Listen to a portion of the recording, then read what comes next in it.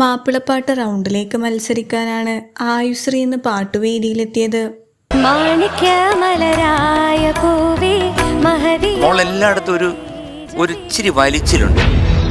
ഏത് ശ്രുതിയാണോ ഒറിജിനലുള്ളത് അത് തന്നെ മാക്സിമം ഇവിടെയും പാടാനായിട്ട് ശ്രമിക്കും. ഭേദപ്പെട്ട പ്രകടനം കാഴ്ചവെച്ച താരത്തിന് 97 മാർക്കാണ് ലഭിച്ചത്. സാഫല്യം എന്ന ചിത്രത്തിലെ ഗാനവുമായാണ് കുഞ്ഞ് ലക്ഷ്യ എത്തിയത്. എല്ലാം താരനോട് തുറന്നു പറഞ്ഞു, താരന് വേണ്ട എന്നെ മതി. കുട്ടിക്കുരുന്നിന് ഗോൾഡൻ സ്റ്റാർ ആണ് ലഭിച്ചത്. മനോഹര ഗാനവുമായാണ് മഹിപാൽ ഇന്ന് പാട്ടുവേദിയിലെത്തിയത്. കഴിഞ്ഞ സ്റ്റേജുകളിലൊക്കെ പാടിയ പാട്ടുകളെ വെച്ച് നോക്കുമ്പോൾ ഇന്ന് അതിമനോഹരമായിട്ട് പാടി. മികച്ച പ്രകടനം കാഴ്ചവെച്ച താരത്തിന് 99 മാർക്കാണ് ലഭിച്ചത്.